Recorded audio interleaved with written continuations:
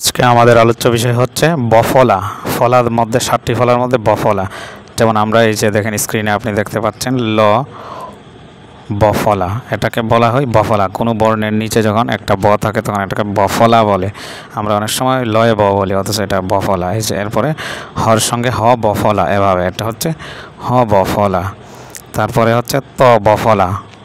তারপরে আমরা যদি আরেকটি বর্ণের সঙ্গে লিখি, যেমন ধ, তারপরে বফলা, এটা হচ্ছে বফলা ধয়ের সঙ্গে।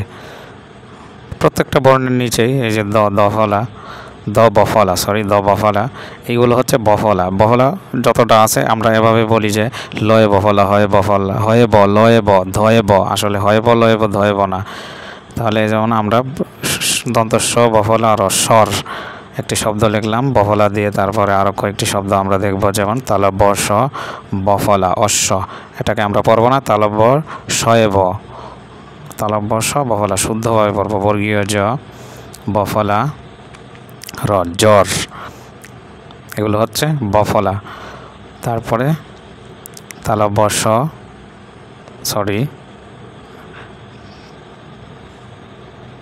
বড় সইকার তালব্য স বফলা বিশ্ব। এই যে এভাবে আমরা বফলা লেখা পড়া উভয়টা এভাবে প্র্যাকটিস করতে পারি। আমাদের বাচ্চাদেরকে আমরা এভাবেই শিখাতে পারি শুদ্ধটা, যে বফলা এটা ব না, এটা হলো বফলা বর্ণের নিচে যখন আসে, যেমন স্বর আহ বফলা আকার দন্ত ন আহ্বান। তারপরে বর্গীয় বড় সইকার তালব্য স বফলা আকার দন্ত স বিশ্বাস। তারপরে আরেকটি শব্দ, যেমন দন্ত স ম বফলা ল সম্বল। এই হচ্ছে বফলার ব্যবহার এবং বফলা যেভাবে বর্ণের সঙ্গে শব্দের সঙ্গে লিখতে হয়, আমরা এভাবে প্র্যাকটিস করব ইনশাআল্লাহ। তারপরে ক বফলা দ র কদর।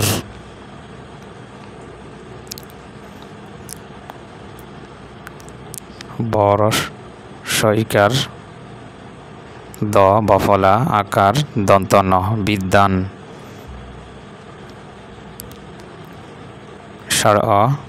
স্বর আ তালব্য স বফলা আকার দন্ত স আশ্বাস। এই হচ্ছে বফলা আমাদের।